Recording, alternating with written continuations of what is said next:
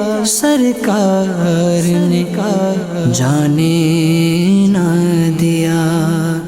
الحمدللہ رب العالمین والصلاة والسلام علی سید المرسلین، اما بعد فاعوذ باللہ من الشیطان الرجیم، بسم اللہ الرحمن الرحیم۔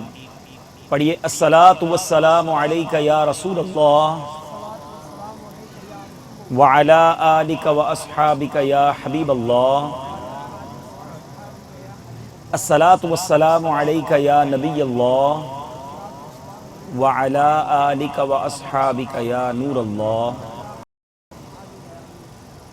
درود پاک پڑھنے کے بے شمار فضائل و برکات ہیں۔ بہت ساری روایتیں فضائل درود پاک کے فضائل میں ہمیں ملتی ہیں، بہت ساری احادیث ملتی ہیں۔ ایک بہت خوبصورت حدیث پاک، ایمان تازہ کرنے والی حدیث پاک، جس میں درود پاک کی فضیلت کے بارے میں پتہ چلے گا، نبی پاک علیہ الصلوۃ والسلام کی اس امت سے محبت کے بارے میں بھی پتہ چلے گا۔ حضرت عبداللہ ابن عمر رضی اللہ تعالیٰ عنہما سے مروی ہے کہ رسول اللہ صلی اللہ تعالیٰ علیہ وسلم نے ارشاد فرمایا، قیامت کے دن حضرت آدم علیہ الصلوۃ والسلام عرش کے قریب وسیع میدان میں ٹھہرے ہوئے ہوں گے، آپ پر دو سبز رنگ کے کپڑے ہوں گے، اپنی اولاد میں سے ہر اس شخص کو دیکھ رہے ہوں گے جو جنت میں جا رہا ہوگا، اور اپنی اولاد میں اسے بھی دیکھ رہے ہوں گے جو دوزخ میں جا رہا ہوگا۔ اسی اسلام میں آدم علیہ الصلوۃ والسلام سرکار دو عالم صلی اللہ علیہ وسلم کے ایک امتی کو دیکھیں گے جس کو دوزخ میں لے جایا جا رہا ہوگا۔ میں اس حدیث کا خلاصہ پیش کر رہا ہوں۔ اب جب نبی پاک علیہ الصلوۃ والسلام کے امتی کو دیکھیں گے کہ اسے دوزخ میں لے جایا جائے گا، تو حضرت آدم علیہ الصلوۃ والسلام پیارے آقا کو پکاریں گے، یا احمد یا احمد۔ نبی پاک علیہ الصلوۃ والسلام ارشاد فرمائیں گے، لبیک ابو البشر۔ حضرت آدم علیہ الصلوۃ والسلام کہیں گے، آپ کا یہ امتی دوزخ میں جا رہا ہے۔ نبی پاک علیہ الصلوۃ والسلام فرماتے، پس میں بڑی چستی کے ساتھ تیز تیز فرشتوں کے پیچھے چلوں گا۔ آقا کا غم خواری امت کا انداز دیکھیں، خود فرماتے ہیں کہ جب مجھے یہ پتہ چلے گا کہ میرے امتی کو دوزخ کی طرف لے جایا جا رہا ہے، پس میں تیز تیز ان فرشتوں کے پیچھے چلوں گا اور انہیں کہوں گا کہ اے میرے رب کے فرشتوں ٹھہرو۔ اب فرشتے کیا جواب دیں گے؟ وہ کہیں گے کہ ہم مقرر کردہ فرشتے ہیں، جس کام کا ہمیں حکم دیا گیا ہے ہم اس کی نافرمانی نہیں کرتے، ہم وہی کرتے ہیں جس کا ہمیں حکم ملا ہے۔ جب نبی پاک علیہ الصلوۃ والسلام افسردہ ہوں گے تو اپنی بائیں ہاتھ سے داڑھی مبارک کو پکڑ کر عرش کی طرف اشارہ کرتے ہوئے ارشاد فرمائیں گے، اے میرے پروردگار، اللہ کی بارگاہ میں عرض کریں گے، اے میرے پروردگار، کیا تو نے مجھ سے وعدہ نہیں فرمایا تھا کہ مجھے اپنی امت کے بارے میں رسوا نہ کرے گا؟ عرش سے ندا آئے گی، اے فرشتوں، محمد صلی اللہ علیہ وسلم کی اطاعت کرو اور اس بندے کو واپس لوٹا دو۔ اب پیارے آقا فرماتے، اس کے بعد میں اپنی گود سے ایک سفید کاغذ نکالوں گا اور اس بندے کے جو میزان ہوگا نا، ترازو، اس کے دائیں پلڑے میں ڈال دوں گا اور میں کہوں گا بسم اللہ، پس وہ نیکیوں والا جو پلڑا ہے گناہوں والے پلڑے سے بھاری ہو جائے گا۔ ایک عجیب و غریب بات آپ کے علم اضافے کے لیے بتاؤں، دنیا میں جب ترازو لگتا ہے نا، جس پلڑے کا وزن زیادہ ہوتا ہے وہ پلڑا نیچے ہو جاتا ہے، مگر جو قیامت کے دن ترازو لگے گا، جس پلڑے کا وزن زیادہ ہوگا وہ پلڑا اوپر ہو جائے گا۔ تو بہرحال میرے آقا جب نیکیوں کے پلڑے میں وہ اپنا کاغذ کا ٹکڑا ڈالیں گے، خود فرماتے میرے آقا، اور بسم اللہ فرمائیں گے تو پلڑا بھاری ہو جائے گا۔ آواز آئے گی، خوش بخت ہے، سعادت یافتہ ہو گیا ہے اور اس کا میزان بھاری ہو گیا ہے، اسے جنت میں لے جاؤ۔ بڑی اہم بات ہے میرے پیچھے اسلامی بھائیوں، ایک بندے پر عذاب ہو رہا ہو، اسے عذاب سے ہی چھڑوا دیا جائے، یہ بڑی مہربانی ہے، مگر جہنم جاتے جاتے جنت میں داخل کروا دیا جائے، یہ کتنا بڑا کرم ہے۔ ٹوٹلی ریولوشن ہے نا، ٹوٹلی انقلاب۔ وہ شخص عرض کرے گا، اے میرے پروردگار کے فرشتوں ٹھہرو، پہلے میں اس ہستی سے بات تو کر لوں کہ یہ جس نے اپنے رب عز و جل کے حضور مجھ پر اتنا کرم کیا، ایسی کرامت دکھائی۔ اب وہ کہے گا، میرے ماں باپ آپ پر فدا ہوں، آپ کا چہرہ کتنا حسین ہے، آپ کی شکل کتنی خوبصورت ہے، آپ نے میری لغزشوں کو معاف فرما دیا، میرے آنسوؤں پر رحم فرمایا۔ حضور اپنا تعارف تو کروائیے، آپ کون ہیں؟ میرے آقا مدینے والے مصطفیٰ صلی اللہ علیہ وسلم کیا فرمائیں گے؟ فرمائیں گے میں تیرا نبی محمد مصطفیٰ صلی اللہ تعالیٰ علیہ وسلم ہوں، اور یہ تیرا وہ درود تھا جو تو مجھے بھیجا کرتا تھا، اس نے تجھ کو پورا نفع پہنچایا جتنا کہ تجھے اس کی ضرورت تھی۔ اے میرے میٹھے اسلامی بھائیوں، تو پتہ چلا درود پاک پڑھنا یہ دنیا میں تو برکتیں لاتا ہی ہے، دنیا میں تو رحمت نزول کا باعث بنتا ہی ہے، مگر جس کے نامہ اعمال میں درود پاک کی کثرت ہوگی انشاءاللہ بروز قیامت یہ ہمارے نیکیوں کے اعمال نامے میں تولا جائے گا، اور رب نے چاہا یہ نیکیوں کے پلڑے کو بھاری بنا دے گا۔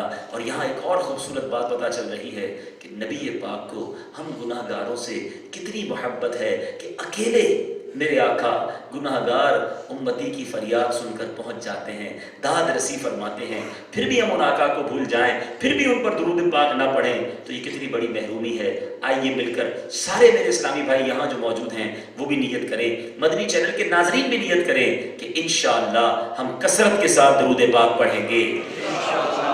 کثرت کے ساتھ درود پاک کیسے پڑھیں گے؟ کتنی بار پڑھیں گے تو کثرت سے درود پاک پڑھنے والے بن جائیں گے؟ علماء کہتے ہیں جو کم از کم 313 مرتبہ روزانہ درود پاک پڑھ لیا کرے، ایٹ لیسٹ 313 ٹائمز، تو وہ کثرت کے ساتھ درود پاک پڑھنے والوں میں شامل کیا جائے گا۔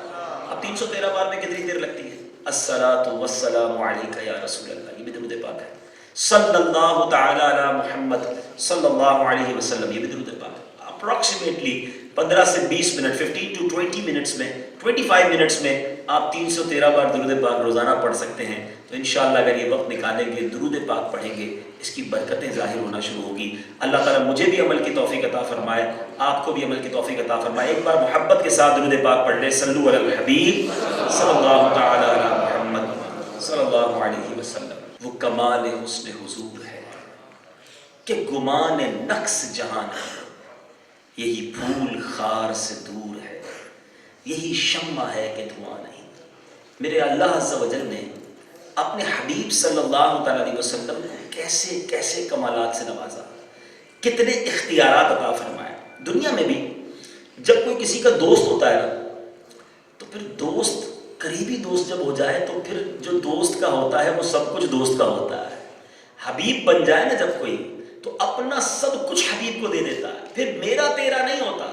یہ آپ کے ساتھ بھی ہوتا ہوگا کہ جتنا کلوز فرینڈ ہو، جتنا قریبی دوست ہو، اب دوست کی اشیاء بھی اس کی ہوتی ہیں، استعمال بھی وہ کرتا ہے تو دوست کو برا نہیں لگتا۔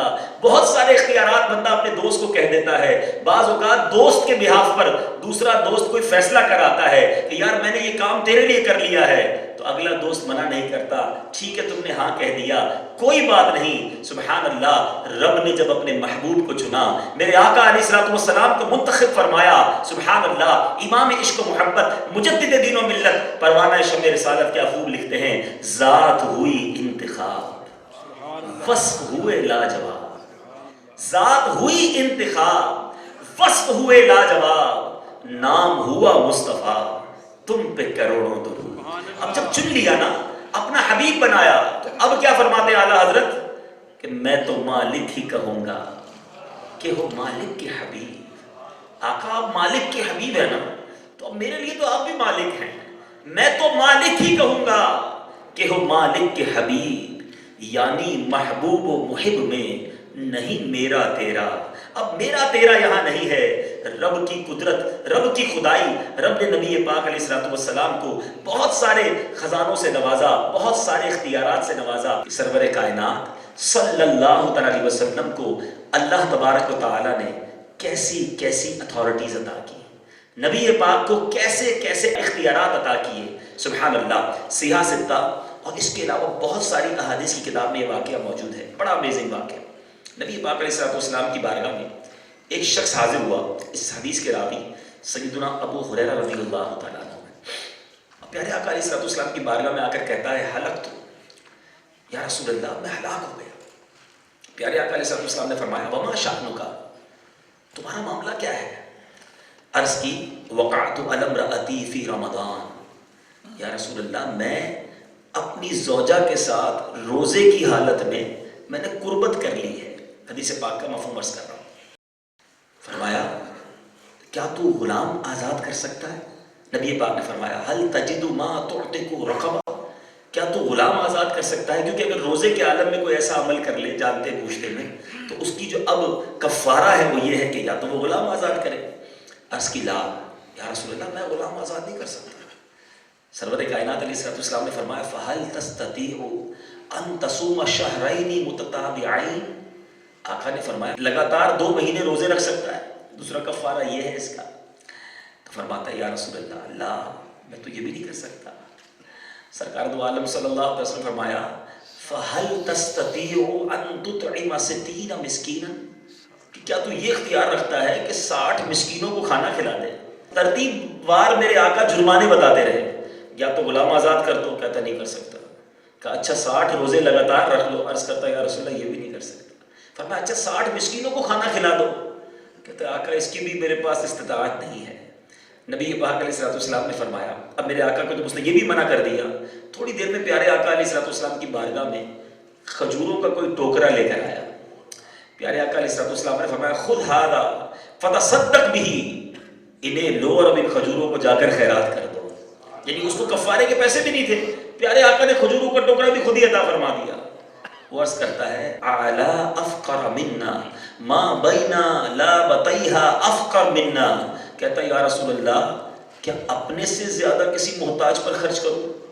پیارے آقا سے عرض کرتا ہے یا رسول اللہ مدینے بھر میں مجھ سے زیادہ غریب ہی کوئی نہیں ہے، سب سے بڑا محتاج ہی میں ہوں۔ پیارے آقا حدیث کے الفاظ ہیں میرے آقا مسکرائے، اتنا مسکرائے کہ نبی پاک علیہ السلام کے دندان مبارک ظاہر ہو گئے، اور میرے آقا نے فرمایا جا اپنے گھر والوں کو کھلا دے، یہی تیرا کفارہ ہوگا۔ اب یہاں شان کریمی بھی پتہ چل رہی ہے، اور سرور کائنات علیہ السلام کی اختیارات، اتھارٹی، کہ حالانکہ یہ کفارہ لکھا کتابوں میں کہ اگر کوئی رمضان کے روزے میں کوئی ایسا عمل کر بیٹھے اب اس پر کفارہ ہے، مگر نبی پاک علیہ السلام نے اس کفارے کو گویا ساکت بھی فرمایا، اپنے اختیارات استعمال فرمائے، خود ہی کھجوریں دے دیں، کہا مسکینوں کو نہیں کھلا سکتے خود ہی کھا لو، یہی تمہارا کفارہ ہے۔ تو بہرحال میرے بیچ اسلامی بھائیوں یاد رکھیے اختیارات کی 2 قسمیں، تشریعیہ اور تکوینیہ، ٹھیک ہے؟ یہ آج آپ کے علم میں بھی اضافہ ہوگا، تھوڑا مشکل لفظ ضرور ہے لیکن میں اس کو آسان کر دیتا ہوں۔ تشریعی جو اختیارات ہیں اس کے معنی کیا ہے؟ یعنی کسی فعل کو فرض یا واجب یا مکروہ یا مستحب یا مباح کر دینا۔ یعنی پیارے آقا کو یہ اختیار تھا کہ کسی بھی فعل کو چاہیں فرض قرار دے دیں، کسی کو چاہیں واجب، کسی کو مکروہ، کسی کو مستحب یا کسی کو مباح کر دیں۔ اور تکوینی اختیار کیا ہے؟ جیسا کہ زندے کو مارنا، کسی کی حاجت کو پوری کرنا، مرے ہوئے کو زندہ کر دینا، کسی سے مصیبت دور کر دینا وغیرہ وغیرہ۔ یہ 2 اختیارات کی قسمیں ہیں، اور اہل سنت کا عقیدہ یہ ہے کہ اللہ تعالیٰ نے دونوں قسم کے اختیارات اپنے محبوب کریم صلی اللہ علیہ وسلم کو عطا فرمائے۔ مفتی امجد علی اعظمی صاحب صدر الشریعہ کیا پیاری بات فرماتے ہیں، حضور اقدس صلی اللہ علیہ وسلم اللہ کے نائب مطلق ہیں، تمام جہان سرور کائنات علیہ السلام کے تحت تصرف کر دیا گیا، جو چاہیں کریں، جسے چاہیں دیں، جس سے جو چاہیں واپس لے لیں، تمام جہان میں ان کے حکم کا پھیرنے والا کوئی نہیں، تمام جہان ان کا محکوم ہے، اور وہ اپنے رب کے سوا کسی کے محکوم نہیں، تمام آدمیوں کے مالک ہیں، جو انہیں اپنا مالک نہ مانے وہ سنت کی حلاوت سے محروم رہے۔ تمام زمین ان کی ملک ہے، تمام جنت ان کی جاگیر ہے، جنت و نار کی کنجیاں دست اقدس میں دے دی گئیں، رزق و خیر اور ہر قسم کی عطائیں پیارے آقا علیہ السلام کے دربار سے تقسیم ہوتی ہے۔ دنیا اور آخرت حضور علیہ السلام کی عطا کا ایک حصہ ہے۔ احکام تشریعیہ پیارے آقا علیہ السلام کے قبضے میں کر دیے گئے، جس پر جو چاہیں حرام فرما دیں، اور جس کے لیے جو چاہیں حلال کر دیں، اور جو فرض چاہیں معاف فرما دیں۔ اب یہ باتیں سننے کے بعد امام عشق و محبت اعلیٰ حضرت کے 2 شعر سنیے تو بات سمجھ آتی ہے۔ کیا خوب لکھتے ہیں اعلیٰ حضرت، میں تو مالک ہی کہوں گا کہ ہو مالک کے حبیب، یعنی محبوب و محب میں نہیں میرا تیرا، بخدا خدا کا یہی ہے در، نہیں اور کوئی مفر مکر، جو وہاں سے ہو یہیں آ کے ہو، جو یہاں نہیں وہ وہاں نہیں۔ اب ہو سکتا ہے یہ سارے اختیارات کے بارے میں سننے کے بعد کسی یہاں موجود اسلامی بھائی کے ذہن میں خیال آئے کہ یہ کیسے ممکن ہے کہ یہ ساری چیزیں اللہ تعالیٰ نے عطا فرما دی۔ ہو سکتا ہے مدنی چینل کے کسی ناظرین کے ذہن میں کنفیوژن پیدا ہو۔ میں آپ کو آج صرف حدیثیں سناؤں گا، سیاہ ستہ کی حدیثیں سناؤں گا، مستند کتابوں کی حدیثیں بیان کروں گا، اور آپ کو پتہ چلے گا کہ اللہ تبارک و تعالیٰ نے اپنے حبیب کو کیسے کیسے اختیارات عطا فرمائے۔ ایک واقعہ تو آپ نے سن لیا، اب سنیے ایک میرے پیچھے پیارے اسلامی بھائیوں، ایک شخص نبی پاک علیہ الصلوۃ والسلام کی بارگاہ میں حاضر ہوا اور اس نے پیارے آقا نے اسے اسلام کی دعوت دی۔ مسند احمد بن حنبل، امام احمد بن حنبل میں حدیث موجود ہے، پیارے آقا علیہ الصلوۃ والسلام نے اس کو اسلام کی جب دعوت دی، حدیث پاک کا خلاصہ ہے، تو اس نے شرط لگائی کہ میں صرف 2 نمازیں پڑھوں گا، میں 5 نمازیں نہیں پڑھ سکتا۔ پیارے آقا علیہ الصلوۃ والسلام نے فرمایا ٹھیک ہے 2 نمازیں ہی پڑھنا۔ اس نے یہ سنا تو کلمہ پڑھ کر مسلمان ہو گیا۔ ہم سب پر کتنی فرض ہیں؟ 5۔ نبی پاک کو یہ اختیار ہے جس سے جو چاہے رعایت فرما دے۔ اچھا یہ رعایت اسی وقت کے لیے تھی، یہ خاصہ نبی پاک علیہ الصلوۃ والسلام کا تھا۔ اے میرے پیچھے پیارے اسلامی بھائیوں، ایک اور صحابی آئے پیارے آقا علیہ الصلوۃ والسلام کی بارگاہ میں، حضرت فضالہ روایت کرتے ہیں رضی اللہ تعالیٰ عنہ کہ میں حاضر ہوا اور مجھے پیارے آقا علیہ الصلوۃ والسلام نے سکھایا، اور جو چیزیں سکھائیں ان میں سے یہ بھی تھا کہ 5 نمازوں کی پابندی کرو۔ فرماتے ہیں میں نے عرض کی ان اوقات میں مجھے بہت زیادہ مصروفیت ہوتی ہے، آپ مجھے کوئی ایسا جامع حکم ارشاد فرمائیں جو مجھے کفایت کرے۔ فرمایا عصرین کی پابندی کرو۔ ہماری لغت میں عصرین کا لفظ نہیں تھا۔ میں نے کہا حضور یہ عصرین سے کیا مراد ہے؟ میرے آقا نے فرمایا فجر اور عصر کی نمازیں، گویا ان کے لیے نبی پاک نے 2 ہی نمازیں عطا فرمائی اور انہوں نے ماشاءاللہ اس پر عمل کرنا شروع کیا۔ ایک اور جگہ دیکھیے، پیارے آقا علیہ السلام کی بارگاہ میں بخاری اور مسلم کی حدیث پیش کر رہا ہوں، حضرت برہ بن عازب رضی اللہ تعالیٰ سے روایت ہے کہ ان کے ماموں ابو بردہ بن نیاز رضی اللہ تعالیٰ نے نماز عید سے پہلے قربانی کر لی۔ بعض لوگ قربانی میں اتنی جلدی کرتے ہیں کہ نماز عید بھی نہیں ہوئی ہوتی۔ بقرہ عید میں ایسا نہ کیا کریں، نماز عید سے پہلے قربانی کر لیں گے تو قربانی نہیں ہونی۔ اب کیا ہوا؟ نماز عید سے پہلے قربانی کر لی، جب معلوم ہوا تو پیارے آقا علیہ السلام کا حکم پتہ چلا کہ یہ تو قربانی نہیں ہوئی۔ اب انہوں نے عرض کی یا رسول اللہ صلی اللہ علیہ وسلم میرے پاس 6 مہینے کی بکری کا بچہ ہے، قربانی کے لیے 1 سال کا جانور ہونا چاہیے۔ پیارے آقا نے فرمایا اس کی جگہ ہی اسے کر دو، ہرگز اتنی عمر کی بکری تمہارے بعد کسی دوسرے کی قربانی کے لیے کافی نہ ہوگی۔ مگر نبی پاک نے ان کو اختیار دیا کہ تمہاری یہی قربانی کافی ہے۔ اللہ اللہ، اے میرے میٹھے اسلامی بھائیوں، کس کس اختیار کی بات کروں جو زبان اقدس سے نکلتا وہی شریعت بن جاتا۔ ایک بار نبی پاک علیہ السلام کی بارگاہ میں ایک عورت حاضر ہوئی اور پیارے آقا علیہ السلام کو اس نے عرض کیا کہ میں آپ سے گویا رشتہ کرنا چاہتی ہوں، نکاح کا پیغام دیا۔ نبی پاک علیہ السلام خاموش رہے۔ ترمذی شریف کی حدیث ہے، حضرت سعد بن سعد السعدی اس کے راوی ہیں۔ تو ایک صحابی جو تھے انہوں نے کہا کہ یا رسول اللہ اگر آپ اس عورت سے نکاح نہیں فرمانا چاہتے تو مجھے موقع دے، میں نکاح کر لیتا ہوں۔ نبی پاک علیہ السلام نے فرمایا تیرے پاس کوئی چیز ہے اسے دینے کے لیے؟ مہر دینا تھا۔ وہ کہتے یا رسول اللہ صلی اللہ علیہ وسلم میرے پاس یہ تہبند کے سوا کچھ نہیں ہے۔ تو پیارے آقا نے فرمایا اگر تو تہبند اپنا اسے دے دے گا تو تیرے پاس کیا بچتا ہے؟ تو اب کوئی اور چیز تلاش کرو۔ عرض کی حضور میرے پاس کوئی چیز نہیں۔ نبی پاک علیہ السلام نے فرمایا کچھ تو تلاش کرو، کوئی اگرچہ لوہے کی انگوٹھی کیوں نہ ہو۔ اس نے ڈھونڈا، اسے کچھ بھی نہیں ملا۔ پیارے آقا علیہ السلام نے فرمایا کیا تجھے کچھ قرآن یاد ہے؟ عرض کی جی ہاں، یہ صورتیں یاد ہیں، یعنی ان صورتوں کے نام لیے جو انہیں یاد تھی۔ پیارے آقا علیہ السلام نے فرمایا میں نے تیرا نکاح قرآن کے بدلے اس عورت سے کر دیا۔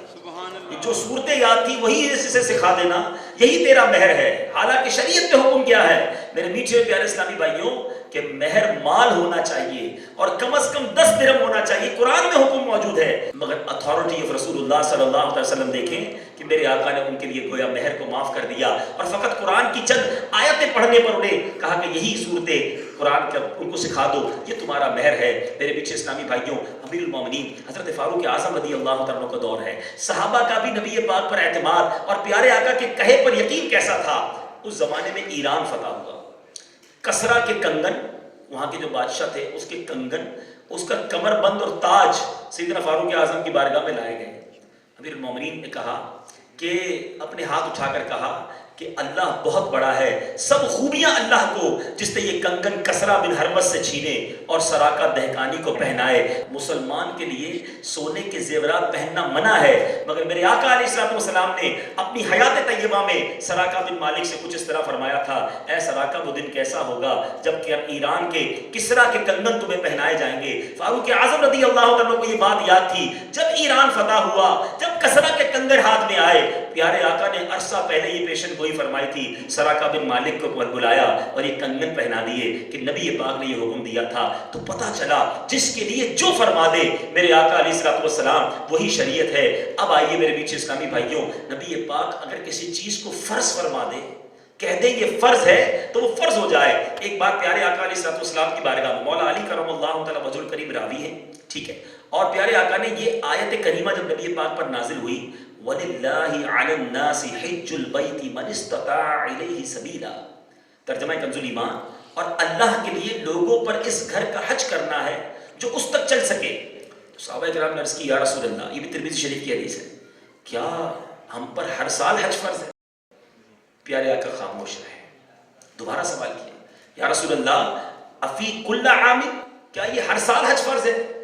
نبی پاک علیہ السلام نے فرمایا لا ولو قلت نعم لوجبت، میرے آقا فرماتے حج ہر سال فرض نہیں، اور ہاں کہہ دیتا تو ہر سال فرض ہو جاتا۔ اس روایت کے تحت علماء یہ بھی لکھتے ہیں بار بار زیادہ سوال بھی نہیں کرنے چاہیے، لیکن آپ اس جملے کی اتھارٹی کا اندازہ کریں، نبی پاک فرماتے میں کہہ دیتا ہاں تو یہ حج جو ہے وہ ہر سال فرض ہو جاتا۔ لک ایٹ دا اتھارٹی، پیارے آقا علیہ السلام کو رب نے کیسے کیسے کمالات سے نوازا۔ شریعت کی بات تو ہو گئی، بہت ساری مثالیں ہیں، لیکن چونکہ ایک ہی مختصر بیان میں ساری بات نہیں کی جا سکتی، کچھ مثالیں اختیارات تکوینیہ، اتھارٹی نبی پاک کی کہ کس طرح میرے آقا علیہ السلام نے کیسی کیسی مدد فرمائی صحابہ کرام کی، اور کس کس موقع پر مدد فرمائی۔ اے میرے میٹھے اسلامی بھائیوں، بخاری شریف میں آپ حدیث پاک پہلے سنیے، بخاری کی حدیث ہے کہ مکہ والوں نے، حضرت انس رضی اللہ تعالیٰ راوی ہیں کہ مکہ والوں نے رسول پاک صلی اللہ علیہ وسلم سے عرض کیا آپ کوئی معجزہ دکھائیں۔ میرے آقا علیہ السلام نے چاند کے 2 ٹکڑے کر کے انہیں دکھا دیا، زمین پر کھڑے ہو کر چاند کو اشارہ فرمایا، وہ 2 ٹکڑے ہو گیا، یہاں تک کہ مکہ والوں نے ہیرا کو چاند کے 2 ٹکڑوں کے درمیان دیکھا۔ اے میرے پیچھے اسلامی بھائیوں، جب بھی تو پنجابی شاعر کیا خوبصورت انداز میں لکھتا ہے کہ کر کے اشارہ سونا سورج نو موڑدا، آپ چن توڑدا تے آپ چل جوڑدا، آپ چل توڑدا تے آپ چل جوڑدا، بگڑی بنا میرے نبی دا اشارہ، بگڑی بنا میرے نبی دا اشارہ، قسم خدا دی مینوں سب نال پیارا، قسم خدا دی مینوں سب نال پیارا۔ اچھا یہ چاند نے ایک بار حکم مانا ایسا نہیں، سنیے ایمان تازہ کیجئے۔ ایک بار حضرت سیدنا عباس بن عبد المطلب، پیارے آقا کے چچا ہیں نا رضی اللہ تعالیٰ، پیارے آقا سے عرض کی حضور مجھے اسلام پر جو آپ کا ایک میں نے بچپن میں معجزہ دیکھا تھا نا، اسلام لانے میں میری وہ بات بھی بڑی مددگار ہوئی۔ حضور میں نے آپ کو دیکھا تھا کہ جب آپ گہوارے میں تھے، جب آپ جھولے میں ہوتے تھے، آپ چاند سے باتیں فرماتے تھے، اور جس طرف انگشت مبارک فرماتے اشارہ کرتے چاند اس طرف جھک جایا کرتا تھا۔ میرے آقا نے کیا فرمایا سنو، بچپن کی بات، جھولے کی بات آپ کو اور مجھے یاد نہیں ہے کہ میں اور آپ اپنے جھولے میں کیا کرتے تھے، سنو سب دربار مصطفیٰ سے کیا جواب ملا۔ فرماتے ہیں ہاں میں اس سے باتیں کرتا تھا، وہ مجھ سے باتیں کرتا اور مجھے رونے سے بہلاتا، میں اس کے گرنے کا دھماکہ سنتا تھا جب وہ زیر عرش سجدہ کرتا تھا۔ جھولے کے اندر مصطفیٰ کریم علیہ السلام چاند کی آواز بھی سنتے، اس کے سجدہ کرنے کی آواز بھی سنتے، اور جدھر اشارہ کرتے چاند اس طرف چلے جاتا۔ جبھی تو امام عشق و محبت مجدد دین و ملت پروانہ شمع رسالت لکھتے ہیں، چاند جھک جاتا جدھر انگلی اٹھاتے مہد میں، چاند جھک جاتا جدھر انگلی اٹھاتے مہد میں، کیا ہی چلتا تھا اشاروں پر کھلونا نور کا، کیا ہی چلتا تھا اشاروں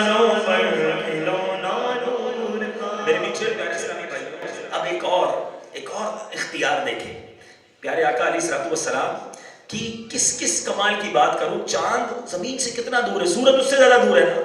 प्यारे आका अलैहिस्सलाम ने एक बार आफताब को हुक्म दिया कि कुछ देर चलने से बाज रहे। आफताब की एक रफ्तार है, सूरज की एक रफ्तार है, हमें पता होता है गुरूब आफताब कब होना है, कब सूरज जनाब तुलू होना है। मेरे आका ने सूरज को हुक्म दिया कि ठहर जा, और वो अपनी जगह पर ठहर गया।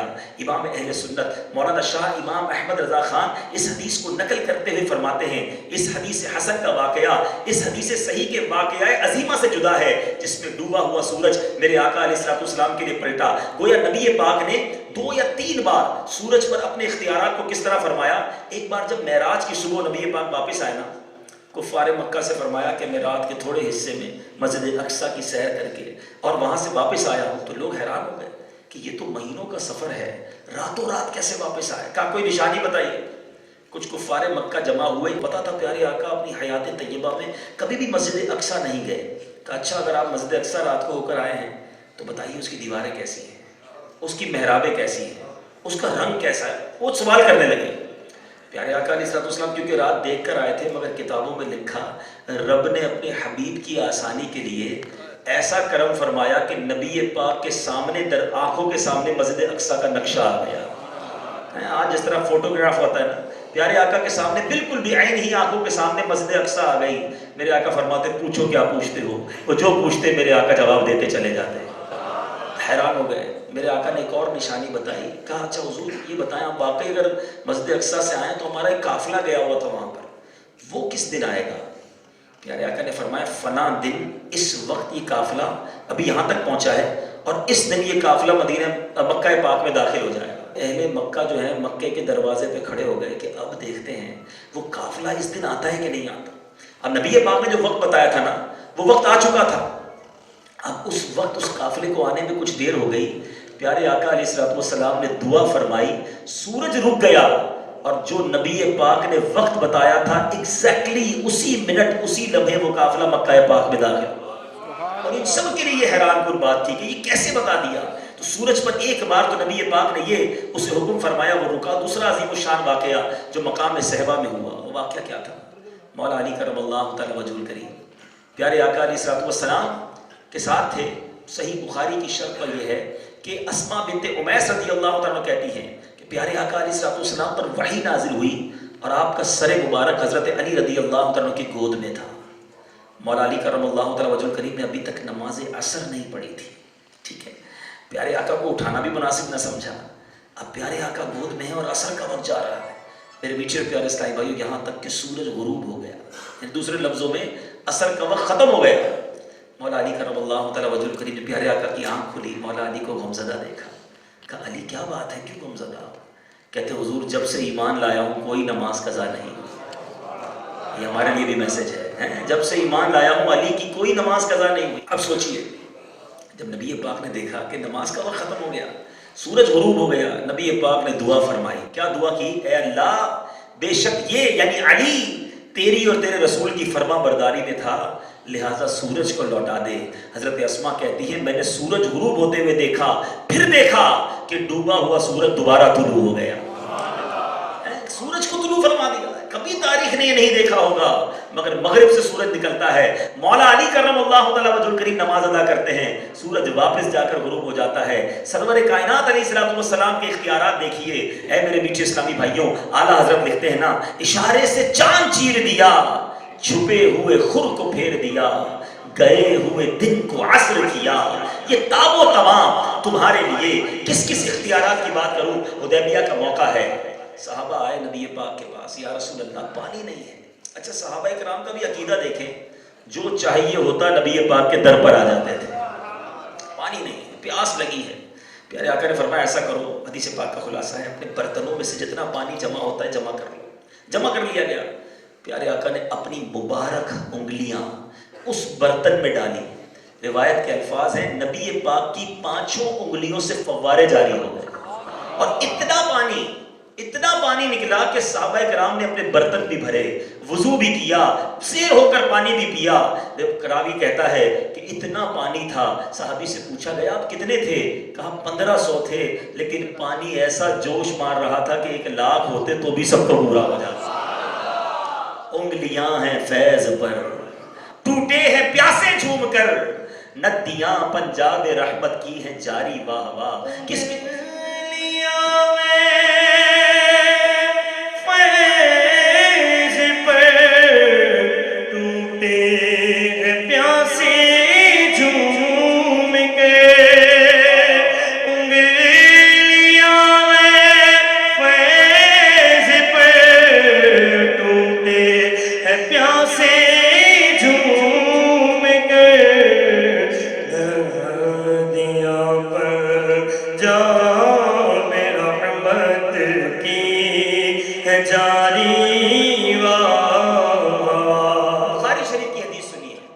پاک کا خلاصہ حضرت انس بن مالک راوی ہے۔ نبی پاک علیہ السلام جمعے کا خطبہ دے رہے ہیں، ایک صحابی آیا، عرض کی یا رسول اللہ صلی اللہ علیہ وسلم پانی نہیں ہے، قحط ہے، مویشی مر رہے ہیں، یا رسول اللہ بارش کی ضرورت ہے۔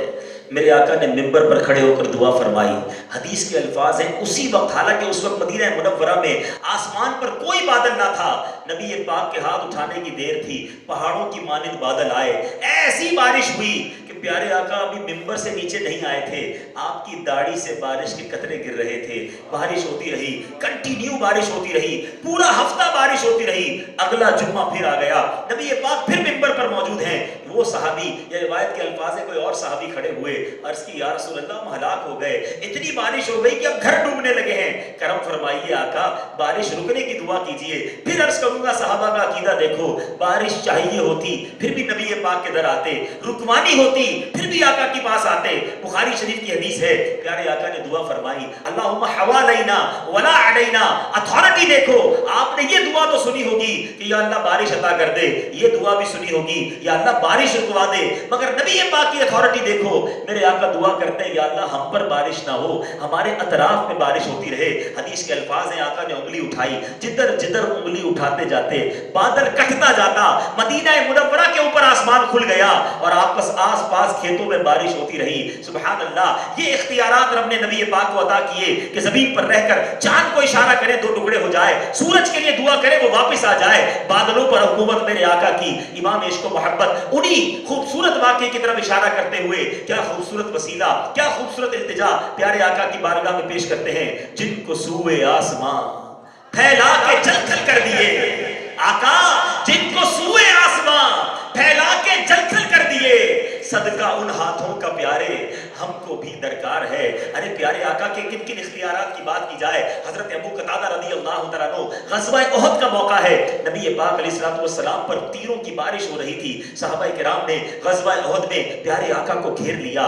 جو جان نثاری کے واقعات غزوہ احد میں ملتے ہیں وہ کسی اور غزوے میں نہیں ملتے۔ 30 کے قریب صحابہ کرام نے نبی پاک کو گویا کارڈن کیا ہوا تھا، باری باری شہید ہوتے گئے، ظالم تیر چلاتے گئے، صحابہ شہید ہوتے گئے۔ حضرت ابو قتادہ رضی اللہ تعالیٰ عنہ نے اپنا چہرہ نبی پاک کے چہرے کے سامنے کر لیا کہ کہیں پیارے آقا کو کوئی تیر نہ لگ جائے۔ ایک تیر آیا، حضرت ابو قتادہ رضی اللہ تعالیٰ کی آنکھ میں لگا، حدیث کے الفاظ ہیں آپ کی آنکھ باہر آ گئی، آنکھوں کا ڈھیلا باہر آ گیا۔ کسی ڈاکٹر کے پاس نہ گئے، نبی پاک کے پاس اپنی نکلی ہوئی آنکھ لے کر حاضر ہو گئے۔ پیارے آقا نے اس آنکھ کو واپس اس جگہ پر لگایا، ایک روایت کے مطابق اپنا لعاب دہن لگا کر لگایا اور دعا کی یا اللہ ابو قتادہ نے تیرے نبی کے چہرے کی حفاظت کے لیے اپنا چہرہ آگے کیا تھا، یا اللہ اس کی آنکھ کو روشن کر دے۔ حضرت ابو قتادہ رضی اللہ عنہ کہتے ہیں کہ پہلی آنکھ سے زیادہ اب اس آنکھ میں اچھا نظر آتا ہے جس آنکھ کو نبی پاک نے اپنے ہاتھوں سے واپس لگایا تھا۔ ایسے ایسے اختیارات سرور کائنات علیہ السلام کے پاس موجود ہیں۔ بہرحال یہ بات تو اتنی طویل ہے، معجزات کی فہرست اتنی ہے، ہم ساری رات بیان کرتے چلے جائیں پیارے آقا کے معجزات، نبی پاک کے اختیارات کا احاطہ نہیں ہو سکتا۔ شاعر لکھتا ہے نا، زندگیاں ختم ہوئیں اور قلم ٹوٹ گئے، زندگیاں ختم ہوئیں اور قلم ٹوٹ گئے، آقا تیرے اوصاف کا ایک باب بھی پورا نہ ہوا، دلدار بڑے آئے محبوب بڑے دیکھے، جو دیکھے سبھی تیرے قدموں میں پڑے پڑے، ارباب نظر کو کوئی ایسا نہ ملے گا، ارے بندے تو بہت مل جائیں گے پر آقا نہ ملے گا. تاریخ اگر ڈھونڈے گی ثانی محمد، تاریخ اگر ڈھونڈے گی ثانی محمد. ارے ثانی تو بڑی چیز ہے، سایہ نہ. اب بیان کا ایک اور رخ. یہ واقعات تو پہلے بھی آپ نے سنے ہوں گے، مگر اختیارات مصطفیٰ پر بات ہو رہی ہے نا. یہ اختیارات میرے آقا کے مدینہ منورہ میں مزار شریف میں جانے کے بعد ختم نہیں ہو گئے. پیارے آقا کے یہ کمالات کا سلسلہ اب بھی جاری ہے. اب بھی کسی کو خواب میں آ کے نواز رہے ہیں، کسی کی بگڑی بنا رہے ہیں. پوری دنیا میں قصیدہ بڑے شوق سے پڑھا جاتا ہے. آپ سب نے وہ کئی بار سنا ہوگا. عرب و عجم، امریکہ ہو یا افریقہ، دنیا بھر کے مسلمان اس قصیدے کو شوق سے پڑھتے ہیں، اور وہ ہے قصیدہ بردہ شریف. کیا اس کے اشعار ہیں؟ مولا صلی وسلم دائما ابدا علی حبیبک خیر خلق کلہم. اس قصیدے کو قصیدہ بردہ کیوں کہتے ہیں؟ کبھی غور کیا؟ امام بصیری نے یہ قصیدہ لکھا. جب آپ نے یہ کلام لکھا، دل میں تمنا کی مدینہ منورہ حاضری دوں گا، پیارے آقا کی بارگاہ میں یہ قصیدہ سناؤں گا. مگر فالج کا اثر ہو گیا. اپنے گھر پر آرام کر رہے تھے، نبی پاک خواب میں تشریف لائے. امام بصیری نے خواب ہی کے عالم میں کونین کے والی کو یہ قصیدہ سنایا. میرے آقا نے انہیں اپنی چادر عطا کر دی. عربی میں بردہ کہتے ہیں چادر کو. دیکھو خواب میں کوئی کام ہو جائے نا، اٹھنے کے بعد وہ بات باقی نہیں رہتی. ہمیں خواب میں کوئی تحفہ دے، اٹھتے ہیں تو وہ تحفہ ہاتھ میں نہیں ہوتا. مگر اختیارات مصطفیٰ دیکھو، کمال آقا دیکھو. حضرت امام بصیری رحمۃ اللہ تعالی علیہ جب خواب سے بیدار ہوتے ہیں، آپ کے کاندھے پر وہ چادر موجود ہوتی ہے جو نبی پاک نے عطا فرمائی. ساری دنیا اسے قصیدہ بردہ کہتی ہے. اے ایمان والو، اے عاشقان رسول، سوچو تو صحیح ہے بردہ کیوں کہتے ہیں. یہ میرے آقا کا وہ معجزہ ہے جو امام بصیری کو میرے آقا نے عطا فرمایا، وہ چادر عطا فرمائی. بہرحال میرے آقا کے معجزات کو، میرے آقا کے کمالات کو ایک دن ہم سب نے دیکھنا ہے. ایک دن آنا ہے جس دن اس کمال کو ہم سب نے دیکھنا ہے. اور وہ دن کون سا ہوگا؟ امام عشق محبت اعلیٰ حضرت لکھتے ہیں نا، فرماتے ہیں عرش حق ہے مسند رفعت رسول اللہ کی. عرش حق ہے مسند رفعت رسول اللہ کی.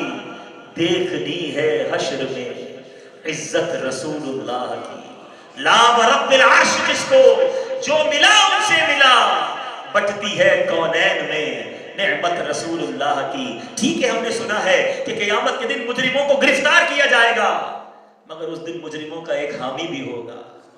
ٹوٹ جائیں گے گناہگاروں کے فوراً قید و بند، ٹوٹ جائیں گے گناہگاروں کے فوراً قید و بند. کیوں؟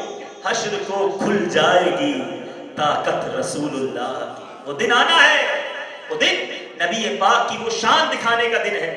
آپ کو معلوم ہے قیامت کے دن لوگ مختلف انبیاء کے پاس جائیں گے، ہمارے پر کرم کیجئے، اللہ کی بارگاہ میں سفارش کیجئے، ہم بڑی تکلیف میں ہیں، آج بڑی گرمی بھی ہے اور حساب کتاب بھی شروع نہیں ہو رہا، حضور ہماری مدد کیجئے.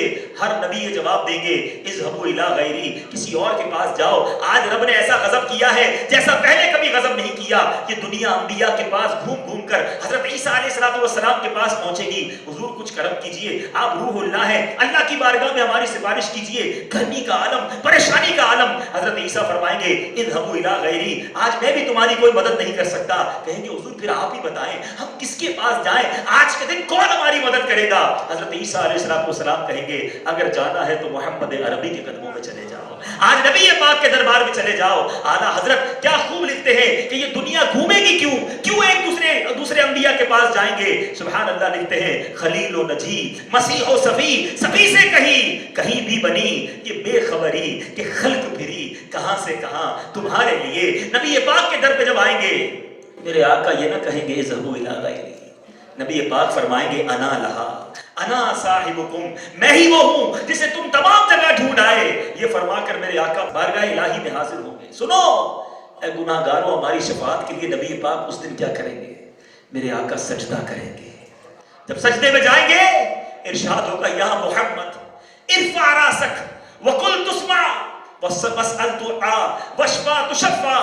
اے محمد اپنا سر اٹھاؤ، اے میرے حبیب سر اٹھاؤ، کہو تمہاری بات سنی جائے گی، مانگو جو کچھ مانگو گے دیا جائے گا، شفاعت کرو تمہاری شفاعت مقبول ہے. وقل تطاع کہا جائے گا فرماؤ تمہاری اطاعت کی جائے گی. اب نبی پاک کیا کریں گے؟ سنو، سنتے جاؤ اور جھومتے جاؤ. اے گناہگاروں، ہمیں فخر ہے ہم ایسے نبی کے امتی ہیں. میرے آقا علیہ السلام فرماتے ہیں اگرچہ انبیاء کی، یاد رکھیے، انبیاء کی ہزاروں دعائیں قبول ہوتی ہیں، مگر تمام انبیاء کو ایک خاص دعا دی جاتی ہے کہ جو خاص دعا قبول ہی قبول ہے۔ نبی پاک فرماتے ہیں تمام انبیاء نے حضرت آدم سے لے کر عیسیٰ تک وہ دعا مانگ لی ہے، فرماتے میں نے وہ دعا بچا کر رکھی ہے، میں نے وہ دعا بچا کر رکھی ہے۔ نبی پاک فرماتے قیامت کے دن میں نے اپنی ساری امت کے لیے وہ دعا رکھی ہے، جو ایمان پر دنیا سے اٹھے گی میں ان کی شفاعت کے لیے، ان کی مغفرت کے لیے، میرے آقا فرماتے جس کا مفہوم ہے یہ دعا کروں گا۔ اے میرے میٹھے اور پیارے اسلامی بھائیوں، سنو سنو، جب وہ جان رحمت کان رافت پیدا ہوا بارگاہ الہی میں، جب میرے آقا علیہ الصلوۃ والسلام نے سجدہ کیا تو پیدا ہوتے ہی کیا فرمایا تھا؟ رب حبلی امتی، یا اللہ میری امت میرے حوالے کر دے۔ میرے آقا کو جب قبر انور میں اتارا جا رہا تھا وہاں بھی میرے آقا کی زبان پر امتی امتی کی صدائیں تھی۔ اے میرے میٹھے اسلامی بھائیوں، علماء کہتے ہیں آج بھی، یہ میں اعلیٰ حضرت کی بات کر رہا ہوں، غور سے سنیے گا، ایمان تازہ ہو جائے گا۔ اعلیٰ حضرت کہتے ہیں پیارے آقا علیہ الصلوۃ والسلام فرماتے ہیں کہ جب میں دنیا سے پردہ کر جاؤں گا، سور پھونکنے تک اپنی قبر میں امتی امتی پکاروں گا، سور پھونکنے تک، بروز قیامت تک اپنے امتیوں کو یاد کروں گا۔ امام اہل سنت دیکھتے ہیں یہ کان بجنے کا سبب یہ ہے۔ کبھی کبھی یاد ہے آپ کے ساتھ ہوتا ہے کہ کان بجتا ہے، کوئی کہتا ہے مجھے کچھ سنائی دیا، ہم کہتے ہیں نہیں نہیں غلطی ہوئی ہوگی، کہتے ہیں نہیں یار مجھے کچھ سنائی دیا ہے۔ سبحان اللہ، امام اہل سنت کیا خوب بات کہتے ہیں کہ کان جو بجتے ہیں نا، یہ وہی آواز ہے جو میرے آقا امتی کی صدائیں لگا رہے ہیں۔ یہ کبھی کبھی تمہارے کانوں سے ٹکرا جاتی ہے، کبھی تمہاری روح سے ٹکراتی ہے۔ فرمایا جب ایسا ہو کہ تمہیں ایسا لگے میرے کان بجے ہیں، درود پاک پڑھنا، کہ یہ درود پڑھنا مستحب ہے۔ اے میرے میٹھے اور پیارے اسلامی بھائیوں، ایسے آقا ہمیں ملے۔ حدیث پاک میں آیا میرے میٹھے اور پیارے اسلامی بھائیوں، لواء الحمد، ایک جھنڈا نبی پاک علیہ الصلوۃ والسلام کو دیا جائے گا۔ وہ جھنڈا کیسا ہوگا؟ سنو، بہت سنا ہوگا کہ لواء الحمد عطا ہوگا۔ میرے پیارے آقا فرماتے ہیں، حضرت علی سے فرمایا، مولا علی کی شان دیکھو، فرماتے اے علی تم نہیں جانتے کہ میں ہی وہ پہلا شخص ہوں گا جو روز قیامت خطبہ دے گا، تو میں عرش کے داہنی جانب اس کے سائے میں کھڑا ہوں گا، مجھے جنتی حلہ پہنایا جائے گا، اور خبردار ہو میری امت سب سے پہلی امت ہوگی جس کا روز قیامت حساب کیا جائے گا۔ اس کے بعد میں تمہیں بشارت دیتا ہوں تم وہ پہلے شخص ہوگے کہ تمہیں بلایا جائے گا اور تمہیں لوگوں کا جھنڈا سپرد کیا جائے گا، اور فرمایا جس کا نام لواء الحمد ہوگا۔ میرے پیارے آقا فرماتے ہیں اس کی لمبائی کتنی ہوگی جھنڈے کی؟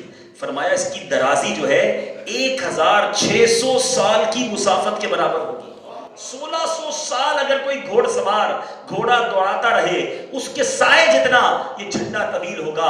اے میرے میٹھے اسلامی بھائیوں، غور کرنے کی بات ہے، اتنا بڑا جھنڈا کیوں دیا جائے گا یہ تو رب جانتا ہے، مگر جب میں نے یہ روایت پڑھی، مجھے شہنشاہ سکن مولانا حسن رضا خان صاحب کا وہ شعر، یہ روایت پڑھنے کے بعد سمجھ آیا کہ جب مولا علی کے ہاتھ میں اتنا بڑا جھنڈا ہوگا، میرے آقا وہاں موجود ہوں گے، اتنا بڑا جھنڈا کتنا بڑا ہوگا۔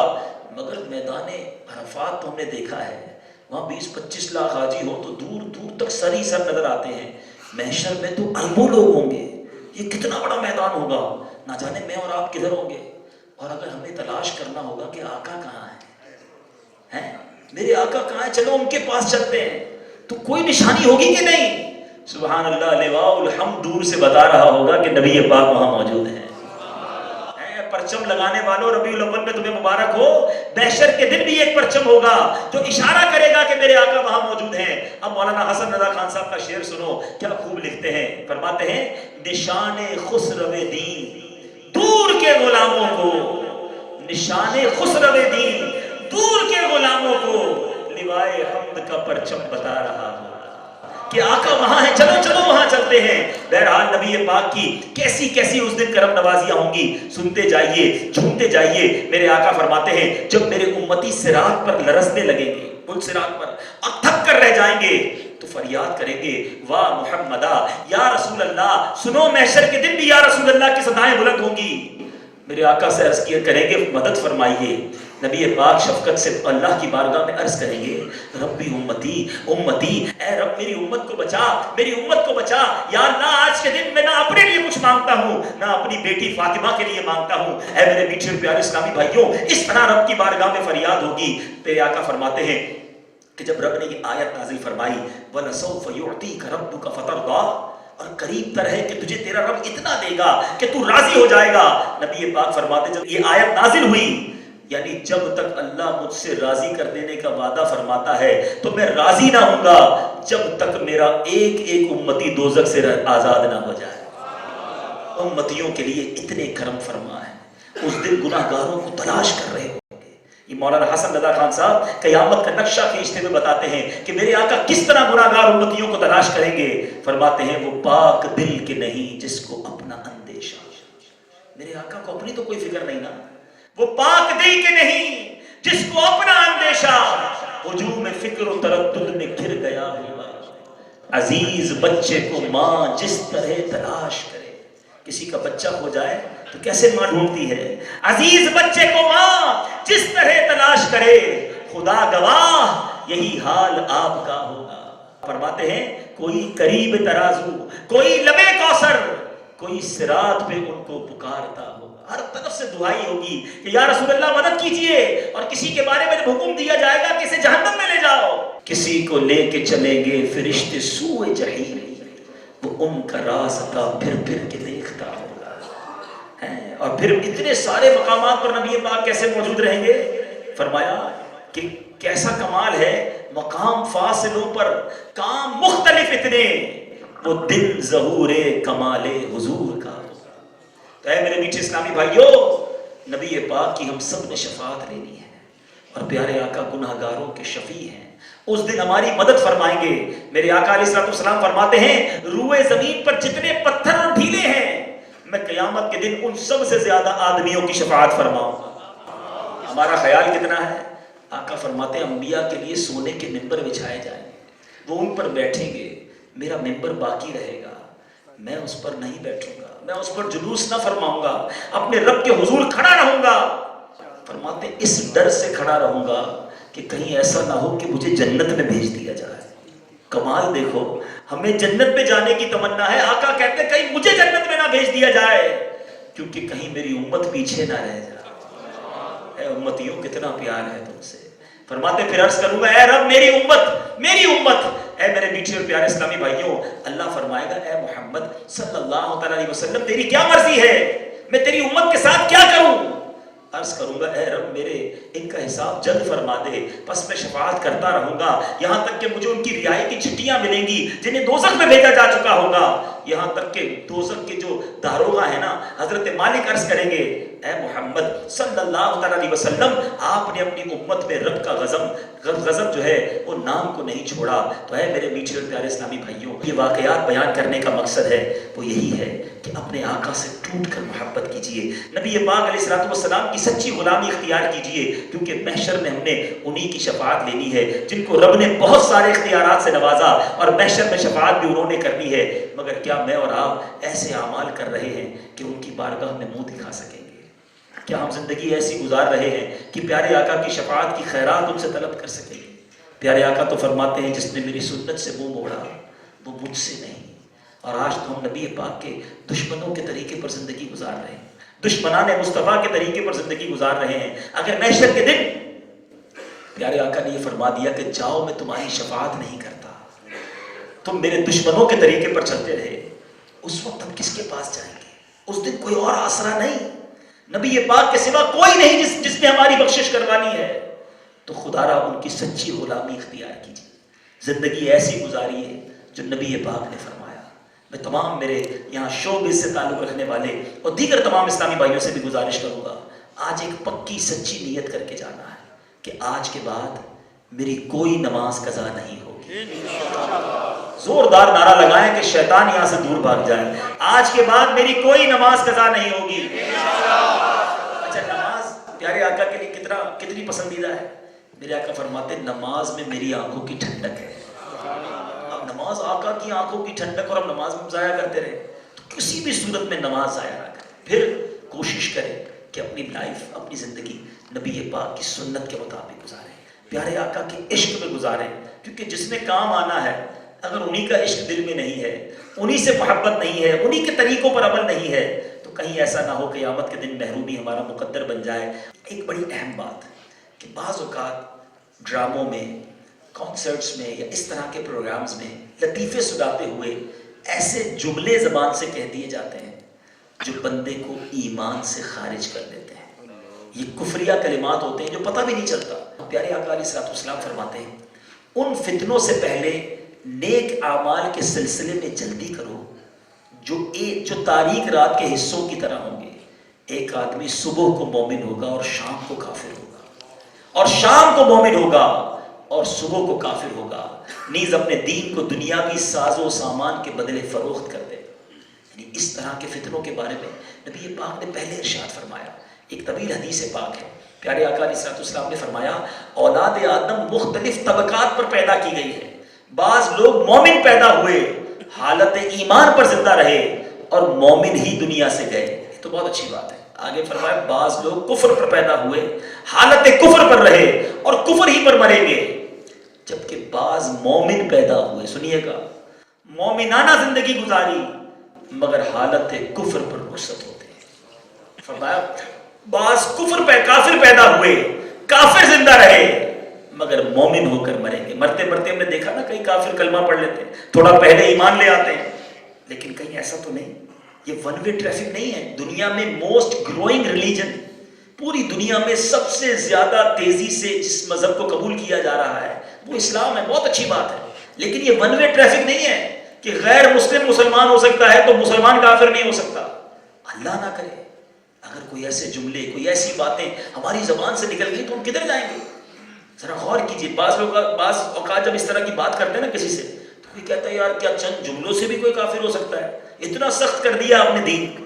اچھا جناب مجھے ایک بات بتائیں، ایک غیر مسلم ساری زندگی غیر مسلم رہے اور مرنے سے کچھ دن پہلے کہے لا الہ الا اللہ محمد الرسول اللہ، دل سے تصدیق قلب کے ساتھ، وہ مسلمان ہو جائے گا؟ ایک جملہ کہنے سے تو مسلمان ہو گیا نا۔ اگر جملے کا اعتبار نہ ہوتا، بالکل اسی طرح شادی نکاح کس طرح ہوتا ہے، ایک غیر عورت ہوتی ہے، دو گواہوں کی موجودگی میں ایجاب و قبول ہوتا ہے، وہ عورت بیوی بن جاتی ہے۔ عورت کو غصے میں آ کر مرد 3 جملے کہہ دیتا ہے تو طلاق ہو جاتی ہے۔ ارے اسلام میں الفاظ کا بڑا عمل دخل ہے، تو خدا را اس کو آرڈنری نہ لیں۔ میں آپ کو آپ کا بھائی بن کر ہاتھ جوڑ کر سمجھانے آیا ہوں کہ خدا را ایسے جملوں سے پرہیز کریں کہ کہیں ایسا نہ ہو لوگوں کو ہنساتے ہنساتے میں اپنی جہنم کٹھی کر لوں، اپنے لیے جہنم کا ایندھن بنا لوں، معلوم تو کر لوں کہ کون سا جملہ کفریہ کلمات تک لے جاتا ہے۔ اگلی بات سنیے میرے میٹھے اور پیارے اسلامی بھائیوں، یہ حدیث ڈرانے کے لیے کافی ہے۔ پیارے آقا علیہ الصلوۃ والسلام کا ارشاد، یہ میرے جتنے اسلامی بھائی بیٹھے ہیں یہ ہم سب کے لیے بھی بہت زبردست حدیث ہے۔ میرے آقا فرماتے ہیں بندہ کبھی اللہ تعالیٰ کی خوشنودی کی بات کہتا ہے، اللہ کی رضامندی والی بات کہتا ہے اور اس کی طرف توجہ بھی نہیں کرتا، یعنی اس کے نزدیک یہ بات معمولی ہوتی ہے، مگر اللہ تعالیٰ اس بات کی وجہ سے اس کے بہت سے درجے بلند کر دیتا ہے، پتہ بھی نہیں ہوتا مگر درجے بلند ہو جاتے ہیں۔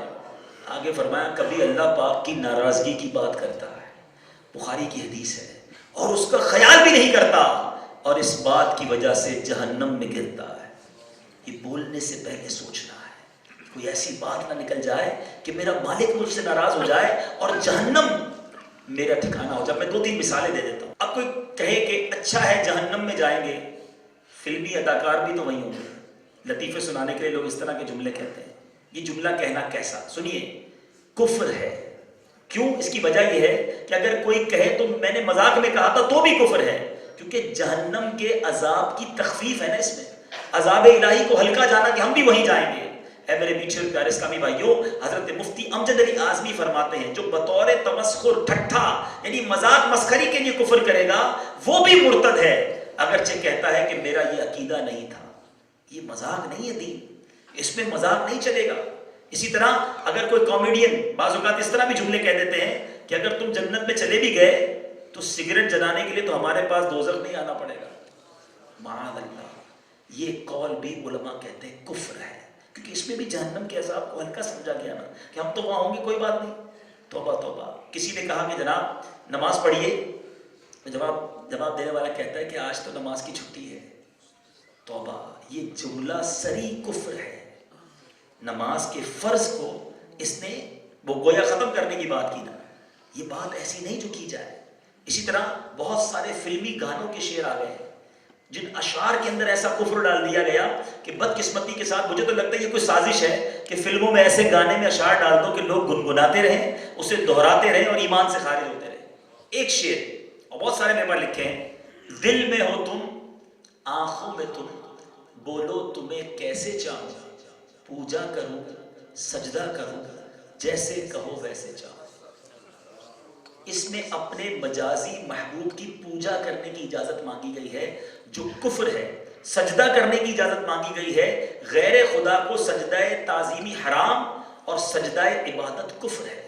سوچتا ہی کوئی نہیں ہے کیا بول رہے ہیں کیا بول رہے ہیں۔ اچھا بعض اوقات ایسا بھی ہوتا ہے کہ کسی اداکار کسی شوبز والے کی طرف سے کوئی جملہ مشہور ہو جاتا ہے اور پھر باقی لوگ بھی اسے دہراتے ہیں۔ سوچیں یہ کتنا بڑا گناہ جاریہ ہے۔ خدا را اپنے ایمان کی فکر کیجیے۔ ایمان سلامت ہوا نا گناہ گار ہی ہوئے، ایمان سلامت ہوا نا تو بڑے آسرے ہیں۔ اللہ کے حبیب کرم فرمائیں گے، ہمارے جو اولیاء کرام ہیں ان کا دامن مل جائے گا، لیکن ایمان ہی نہ ہوا تو کیا ملنا ہے پھر؟ اے میرے میٹھے اسلامی بھائیوں، ہمارے صحابہ کو ایمان کی فکر کیسی ہوتی تھی؟ سیدنا ابوبکر صدیق رضی اللہ تعالیٰ عنہ خلیفۃ المسلمین ہیں، امیر المومنین ہیں، قطعی جنتی ہیں، مگر کیا کہتے ہیں؟ اے پرندے، ایک پرندے کو دیکھ کر کہا، اے پرندے کاش میں تمہاری طرح ہوتا، مجھے انسان نہ بنایا جاتا، کیونکہ اب ایمان کی حفاظت بھی کرنی ہے، قبر و حشر کا معاملہ بھی ہے، تو یہ آرڈنری نہ لے اس کو۔ اللہ مجھے بھی آپ کو بھی ایمان کی فکر کرنے کی توفیق عطا فرمائے۔ میرے اعمال کا بدلہ تو جہنم ہی تھا، میں تو جاتا مجھے سرکار نے کہا جانے